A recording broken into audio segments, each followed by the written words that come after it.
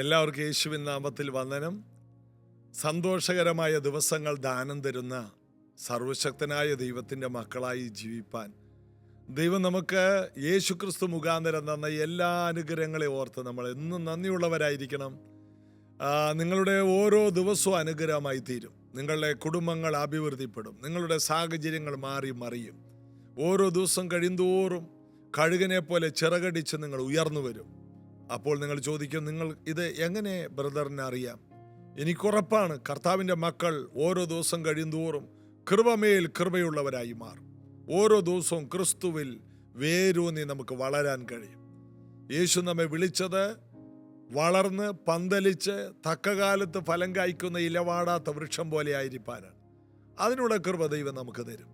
അതിനുള്ള ബലം ദൈവം നമുക്ക് തരും. അതിനുള്ള ശക്തി നമുക്ക് നൽകി തരും. ഇങ്ങനെ വായിക്കുന്നുണ്ട്, ആഗ്രഹിക്കുന്ന പോലൊന്നും നടക്കില്ല എന്നറിയുമ്പോഴാണ് പലരും നടക്കാൻ പഠിക്കുന്നത്. ആഗ്രഹിക്കുന്ന പോലെയൊന്നും നടക്കില്ലെന്ന് അറിയുമ്പോഴാണ് പലരും നടക്കാൻ പഠിക്കുന്നത്. നമ്മൾ ആഗ്രഹിക്കുന്ന പോലെയൊന്നും നടക്കണ്ട. അയ്യോ, ഞാൻ ആഗ്രഹിച്ചൊന്നും നടന്നില്ല. അപ്പോഴാണ് കർത്താവിലോട്ട് വരുന്നത്. അന്നു മുതലാണ് കർത്താവിലോട്ട് വന്നു കഴിയുമ്പോഴാണ് ശരിയായിട്ടുള്ള നടക്കൽ അറിയുന്നത്. നമ്മൾ ആഗ്രഹിച്ചതുപോലെ എന്ന് പറഞ്ഞാൽ പാപിയായ മനുഷ്യന്റെ ആഗ്രഹം എന്താണ്? യേശു ഇല്ലാത്തവന്റെ ആഗ്രഹം എന്താണ്?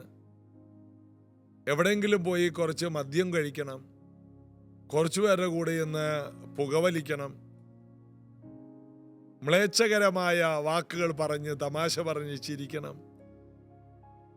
ഇതൊക്കെ ആണ് ഈ സമൂഹത്തിൽ പലരെയും ബഹുമാനമുള്ളവരാക്കി മാറ്റിയിരിക്കുന്നത്. ആ ബഹുമാനം താൽക്കാലികമാണ്. അവരൊക്കെ പദവികളുള്ളവരായിരിക്കും. എന്നാൽ നമ്മൾ ആഗ്രഹിച്ച എല്ലാ വഴി അടയുമ്പോൾ, യേശുവിലേക്ക് തിരിയുമ്പോൾ, അന്നു മുതൽ ശരിയായ നടക്കൽ നമ്മൾ ആരംഭിക്കും. അതിനുവേണ്ടിയാണ് കർത്താവ് നമ്മെ തിരഞ്ഞെടുത്തത്. അപ്പോൾ നമുക്ക് സംഭവിച്ച എല്ലാ തടസ്സങ്ങൾക്കും, നമ്മുടെ ഇഷ്ടങ്ങളൊന്നും നടക്കാതെ പോയതിനെല്ലാം നന്ദി പറയണം. ഇത് കേൾക്കുന്ന പല യൗവനക്കാരും നിങ്ങൾ ആഗ്രഹിച്ച പല ബന്ധങ്ങളും വിവാഹമായി മാറിയില്ല. പല സ്നേഹബന്ധങ്ങളും വിവാഹത്തിൽ എത്തിയില്ല. ഇടക്ക് വെച്ച് മാറിപ്പോയതിന് നിങ്ങൾ തന്നെ കർത്താവിന് നന്ദി പറയണം. കാരണം അതിനേക്കാൾ മേത്തരമായ ജീവിത പങ്കാളികളെ ദൈവം നിങ്ങൾക്ക് തരാൻ വേണ്ടി ചിലതൊക്കെ മാറ്റിക്കളഞ്ഞതിന് നന്ദി പറയണം. ഇന്ന് നിങ്ങൾക്കത് മനസ്സിലായില്ലെങ്കിലും ഞാൻ ഈ പറഞ്ഞത് ചില വർഷങ്ങൾ കഴിയുമ്പോൾ നിങ്ങൾക്കത് മനസ്സിലാകും. ഏതായാലും നന്ദി പറയുക. കർത്താവിൽ നമുക്ക് വിശ്വാസത്തോടെ ആശ്രയിക്കാം. ചേർന്ന് പാടി യേശുവിനെ നമുക്ക് എല്ലാവർക്കും ചേർന്ന് ആരാധിക്കാം. ദൈവത്തിൻ സ്നേഹം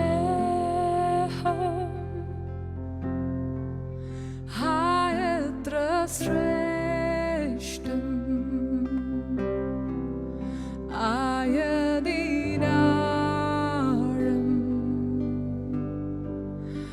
ആർക്കു വർണ്ണിക്കാം. ജീവിത ക്ലേശ ഭാരങ്ങൾ മധ്യേ എൻ ചാരയെത്തും സ്നേഹകരം. ദൈവത്തിൻ സ്നേഹം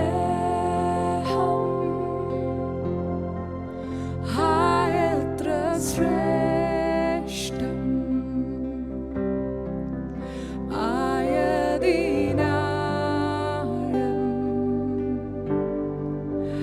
ആർക്കു വർണ്ണിക്കാം. ജീവിത ക്ലേശ ഭാരങ്ങൾ മധ്യേ എൻ ചാരയെത്തും സ്നേഹകരം.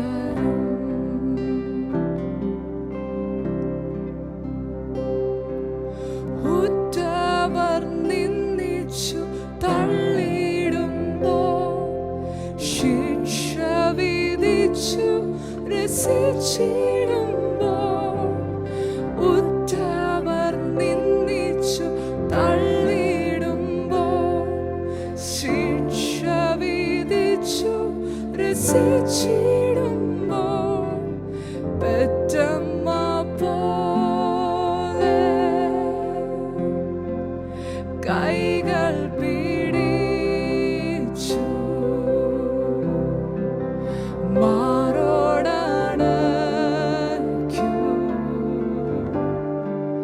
ക്രൂശിൻ സ്നേഹം പെറ്റമ്മ പോലെ കൈകൾ പിടിച്ചു മാറോടണയ്ക്കൂ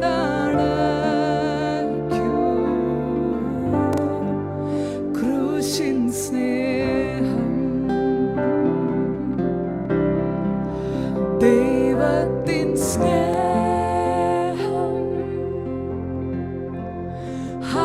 എത്ര ശ്രേഷ്ഠം ആയതിനാലും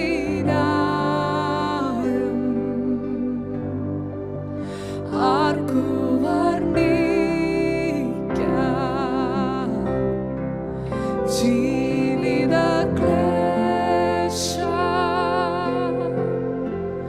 ഭാരങ്ങൾ മധ്യേ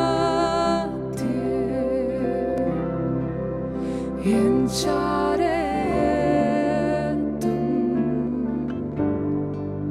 സ്നേഹകരം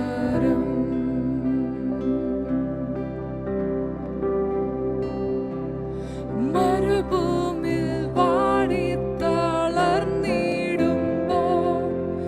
ചേതനയറ്റു പതിച്ചിടുമ്പോൾ മരുഭൂമിൽ വാടിത്തളർന്നിടുമ്പോൾ ചേതനയറ്റു പതിച്ചിടുമ്പോൾ ഇവൻ നൽകി പുതുശക്തിയേകി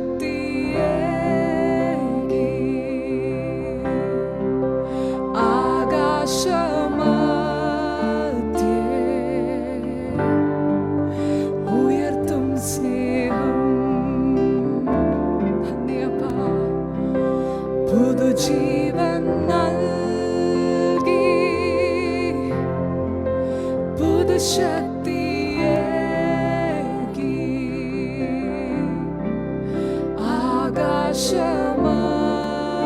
ആകാശമധ്യേ ഉയർത്തും സ്നേഹം ദൈവത്തിൻ സ്നേഹം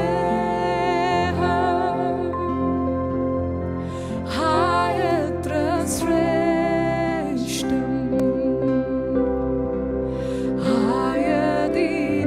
ആയതിനാലും ആർക്കു വർണ്ണിക്കാം ജീവിത ക്ലേശ ഭാരങ്ങൾ മധ്യേ എൻ ചാരത്തും സ്നേഹകരം ജീവിത ക്ലേശ ഭാരങ്ങൾ മധ്യേ എൻ ചാരത്തും സ്നേഹകരം. ഇന്ന് നമ്മൾ ധ്യാനിക്കുന്നത് അപ്പോസ്തല പ്രവൃത്തി 1-ാമത്തെ അധ്യായത്തിൻ്റെ 16-ാമത്തെ വാക്യം മുതൽ പത്രോസ് എഴുന്നേറ്റ് അവരോട് സംസാരിച്ചു. 120 പേരുടെ കൂട്ടത്തിൽ പത്രോസ് എഴുന്നേറ്റ് നിന്ന് അവരോട് സംസാരിച്ചു. ആ ഒരു സംസാരം പരിശുദ്ധാത്മാവ് ഇറങ്ങി വരുന്നതിന് മുമ്പ് പത്രോസ് എഴുന്നേറ്റതാണ്. അപ്പോൾ 1-ാം അധ്യായത്തിൽ പത്രോസ് എഴുന്നേറ്റു, 2-ാം അധ്യായത്തിലും പത്രോസ് എഴുന്നേൽക്കുന്നുണ്ട്. പത്രോസ് എങ്ങനെയാണ് ഒന്നാമനായത്? സഭയുടെ ഏത് കാര്യത്തിലും അവൻ ഒന്നാമത് നിൽക്കുന്നത് കൊണ്ട് അവൻ ഒന്നാമനായി മാറി. ഇതാണ് അപ്പോസ്തല പ്രവൃത്തി 1:15 കാണുന്നത്. ആ കാലത്ത് ഏകദേശം 120 പേരുള്ള ഒരു സംഘം കൂടിയിരിക്കുമ്പോൾ പത്രോസ് സഹോദരന്മാരുടെ നടുവിൽ എഴുന്നേറ്റ് നിന്ന് പറഞ്ഞത്. അവിടെ ഒത്തിരി പേരുണ്ടെങ്കിൽ അത് പറയാൻ ആരുമില്ല. പലർക്കും ഭയമാണ് പല കാര്യങ്ങളും പറയാൻ. എന്നാൽ പത്രോസ് അത് പിന്നത്തേക്ക് വെക്കില്ല. അവൻ നേരത്തെ കാര്യം പറയും. അങ്ങനെ പറയുകയാണ്, സഹോദരന്മാരായ പുരുഷന്മാരെ, യേശുവിനെ പിടിച്ചവർക്ക് വഴികാട്ടിയായി തീർന്ന യൂദായെക്കുറിച്ച് പരിശുദ്ധാത്മാവ് ദാവീദ് മുഖാന്തരം പറഞ്ഞ തിരുവെഴുത്തിനെ നിവർത്തി വരാൻ ആവശ്യമായിരുന്നു. അതാവശ്യമായിരുന്നു. ദാവീദ് പറഞ്ഞ പ്രവചനം നിവർത്തി വരണമായിരുന്നു. ഇരമ്യാവ് പറഞ്ഞ പ്രവചനം നിവർത്തിയാകണമായിരുന്നു. ആ കാര്യം എടുത്തു പറയുകയാണ്. ഇപ്പോൾ ബൈബിളിലെ സത്യങ്ങൾ നിവർത്തിയായ കാര്യം എഴുന്നേറ്റ് നിന്ന് പറഞ്ഞ് ദൈവവചനത്തിലൂടെ ഈ 120 പേരോട് സംസാരിക്കുകയാണ്. ആര്? പത്രോസ്. 119 പേരോട് പത്രോസ് സംസാരിക്കുക. യൂദാ എന്ന വ്യക്തി അവനാ ചെയ്ത കാര്യം ആ സമയത്ത് എനിക്ക് മനസ്സിലായില്ല. ആ സമയത്ത് കൂടി വന്ന കൂട്ടത്തോട് എനിക്ക് എതിർപ്പായിരുന്നു. യൂദയുടെ ഒപ്പം വന്ന ഒരുത്തന്റെ കഴുത്തിലാണ് ഞാൻ വെട്ടിയത്. എന്നാൽ ചെവിക്കിട്ടാ കൊണ്ടത്. കാരണം എനിക്ക് വാളെടുത്ത് വീശാൻ വലിയ പരിചയമില്ല. ഞാൻ വല വീശി ചരിഞ്ഞ് വീശുന്ന ഒരു പരിചയമാണ്. അതുകൊണ്ട് ചരിഞ്ഞ് വീശിയപ്പോൾ ചെവിയുടെ സൈഡിൽ കൂടി അങ്ങോട്ട്, കഴുത്തിൻ്റെ സൈഡിൽ കൂടി, തലയുടെ സൈഡിൽ കൂടി വാളങ്ങോട്ട് പോയി. അതോടെ അവൻ്റെ ചെവി അറ്റുപോയി. ഇതാണ് പത്രോസിന്റെ അവസ്ഥ. വീശാനും വെട്ടാനും അറിയില്ലെങ്കിലും ചെയ്യും. നന്നായിട്ട് വെട്ടാനും കുത്താനും അറിയാവുന്നവർക്ക് അത് ചെയ്യാനൊന്നും അറിയില്ല. പക്ഷെ പത്രോസ് എന്ത് ചെയ്താലും അത് ഭംഗിയായിട്ട് ചെയ്യും. അറിയാൻ പാടില്ലെങ്കിലും അവൻ അത് ചെയ്തിരിക്കും. പറയാനറിയില്ലെങ്കിലും പറഞ്ഞിരിക്കും. ഇപ്പോൾ പത്രോസ് പറയുന്ന വാക്കാണ് അവിടെ എഴുതിയിരിക്കുന്ന. പത്രോസ് അവരുടെ നടുവിൽ എഴുന്നേറ്റെന്നാണ്. അവൻ ഉറപ്പുള്ളവനായി മാറി. ശീമോനായി ആരംഭിച്ചു. യേശുവിന്റെ ക്രൂശ് മരണത്തിന് ശേഷം അവൻ ഉറപ്പുള്ളവനായി മാറി. എങ്ങനെ? 40 ദിവസത്തോളം യേശു ഉയർത്തെഴുന്നേറ്റ കർത്താവ് അവനെ ഉറപ്പിച്ചെടുത്തു.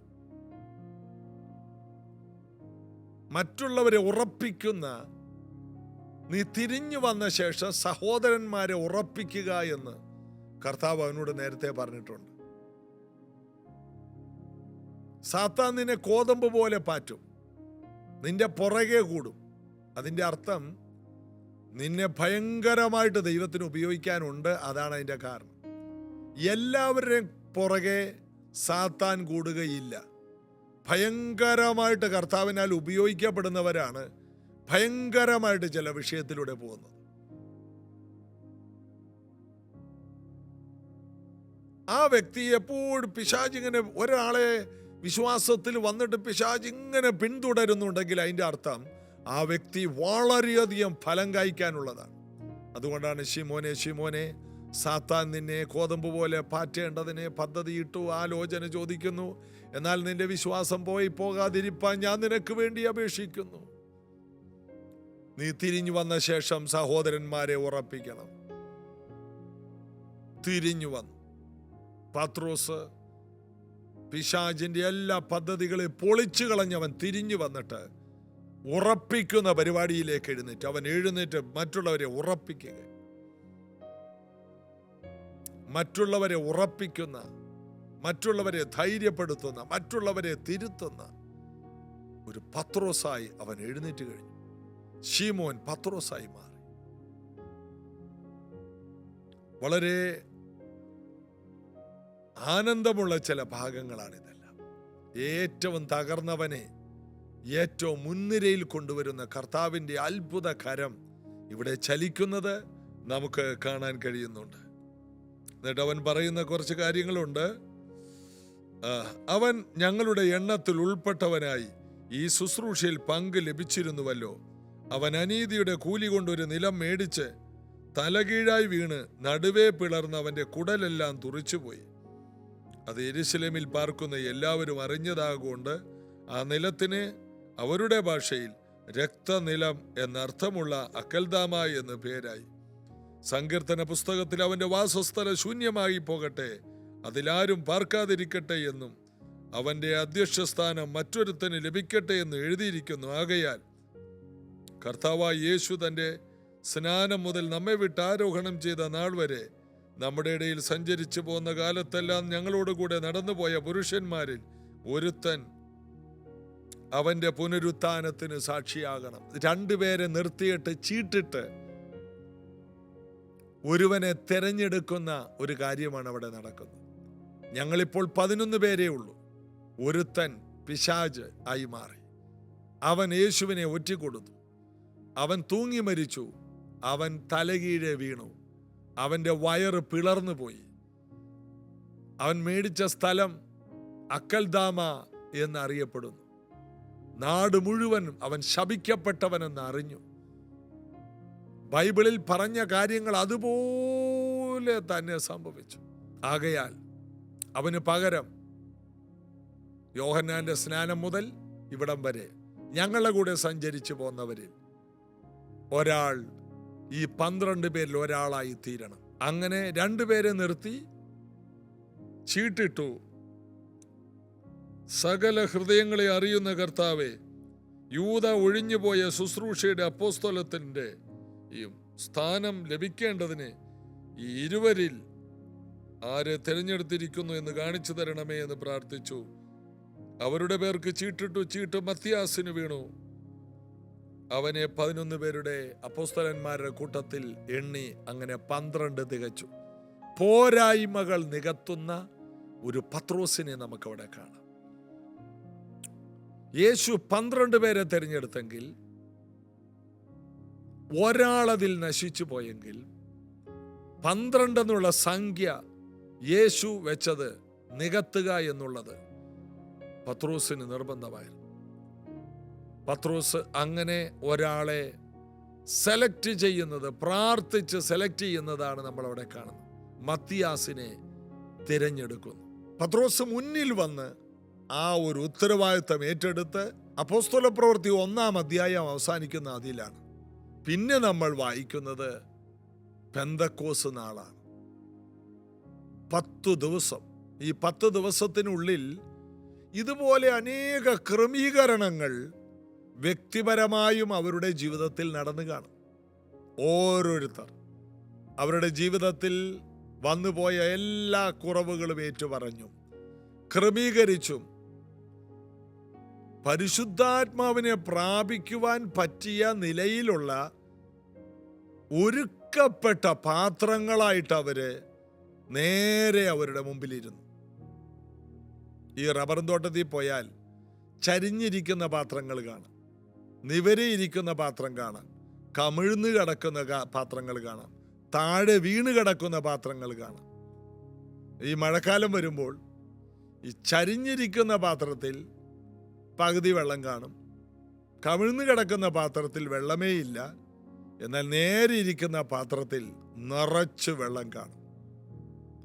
ഇതുപോലെ നാം നേരോടെ ശരിയായി ഒരുങ്ങിയിരുന്നാൽ നിറഞ്ഞ് കവിയുന്ന, അമർത്തി കുലുക്കി കവിയുന്ന ഒരളവ് പോലെ നമ്മുടെ മേലൊരു കവിച്ചിലും പകർച്ചയും ഉണ്ടാകും.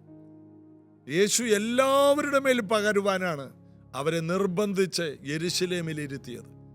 അവരൊരുങ്ങി, അവർ തയ്യാറായി, പോരായ്മകൾ കണ്ടുപിടിച്ചു. യൂദ പോയ സ്ഥലത്ത് പകരക്കാരൻ വേണം, അത് ചെയ്തു. എവിടെയൊക്കെ പോരായ്മയുണ്ട്, ഒരു സംഭവം മാത്രമേ മാളികമുറിയിലെ ആ പ്രാർത്ഥന, 10 ദിവസത്തെ പ്രാർത്ഥനയിൽ പറയുന്നത് മത്തിയാസിനെ തിരഞ്ഞെടുക്കുന്നതാണ്.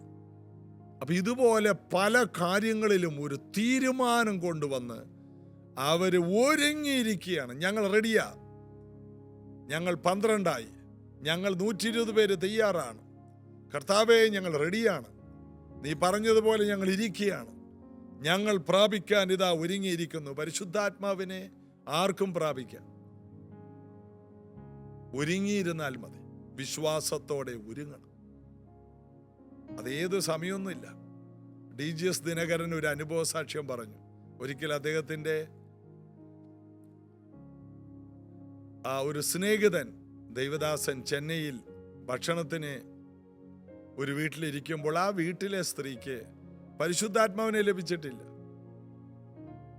അദ്ദേഹം ഭക്ഷണം കഴിച്ചുകൊണ്ടിരിക്കുകയാണ്. അപ്പോൾ ആ വീട്ടുകാരൻ പറഞ്ഞു, എൻ്റെ ഭാര്യയ്ക്ക് അഭിഷേകം കിട്ടിയിട്ടില്ല. അദ്ദേഹം പറഞ്ഞു, അതിനെന്താ, വാ മുട്ടുകുത്ത്.